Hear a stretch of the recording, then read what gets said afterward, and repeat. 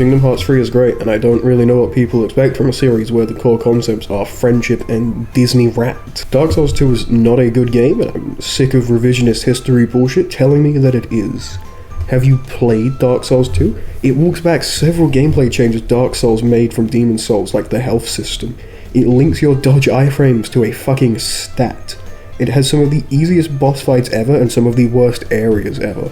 It is worse than every other game in the franchise, and it is not even close. You don't hate Genshin Impact, you hate its fans. There's a difference. Borderlands is a one-hit wonder. The second game is great, but 1, pre-sequel, and 3 all kinda suck. The other best game in the franchise wasn't even made by the same people. Pokemon Omega Ruby and Alpha Sapphire is a better game than Ruby, Sapphire, and Emerald. God of War 2018 was a good game, but not nearly as good as people want you to believe. For every great scene for Trace and Kratos, there was that fucking troll boss for the 59th time, or worse combat than in the old games. Ragnarok looks really good, but it has the same issue every 8th gen first party PlayStation title had, and I'm wondering when we're gonna get something from Sony that actually excites me again that isn't Spider-Man. PlayStation in general has fallen from grace. That's not to say they don't make anything good. I like Ghost of Tsushima, and Insomniac have been killing it with Spider-Man.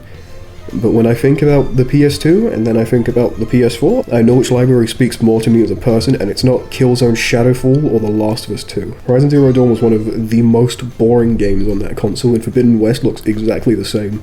It's why I haven't played it yet. Is it even on PS4, or is it a PS5 exclusive? I don't know. Memes aside, League of Legends is pretty fun. It has all the same issues every online game has. Terrible fanbase and a gameplay loop, better experience with friends. At this point, I wasn't going to play any online game solo queue anyway. Cyberpunk 2077 is really fun, and I don't regret the nearly 100 hours I spent playing it, and I'll be glad to spend more in the expansion. No, that doesn't excuse CDPR's awful fucking business practices. They lied and gave us an unfinished product so bad it got removed from the PlayStation Store, and while I'm willing to still support the company, if they pull this shit over again, I won't be. DICE's Battlefront 2 is amazing, and running down hallways in Camino as a 501st clone trooper and seeing Anakin appear in his general uniform is the most euphoric thing I've experienced as a fan of the Clone Wars. EA in general have kind of been on a roll recently. Battlefield 2042 was a joke, but apparently that new Need for Speed is great. Mass Effect Legendary Edition was really good. And it had more than the bare minimum, which is more than I was expecting, and the fucking Fallen Order game was great. In Mass Effect 3 is a great game that builds a rising tension during war better than any game I've ever seen. And while its ending lets it down, and Kai Lang can fuck off, the game delivers way more positives than negatives, like the ending of Fane's story, Garrus and Shepard's friendship, having Garrus entirely get together if you don't romance either of them, the fucking Citadel DLC, the game is really good. Metroid Prime is one of the worst Metroid games, and that's not a backhand compliment where it's still great but not as great. It's like a 6 out of 10. It's slow and clunky, and playing on official hardware gives me hand cramps. Only playing on Dolphin with a PS4 controller was I able to comfortably finish the game, and even then I'd rather not play it. Every other Metroid game, barring the first two, are better, and I'm glad the series didn't evolve into this like Zelda did with its 3D games.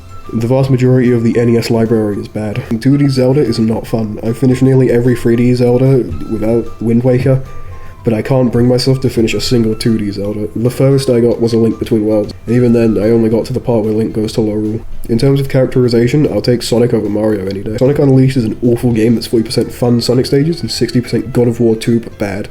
I'm happy we have a new Gundam game, but did it have to be a fucking Overwatch clone? 2 games that weren't 10 out of 10, and everybody's pretending like Platinum Games is a dogshit company that only makes bad games. As if they didn't make Bayonetta, Metal Gear Rising, and Astral Chain. Babylon's Fall is terrible, the Bayonetta 3 ending is awful, but Bayonetta 3 isn't even their fault.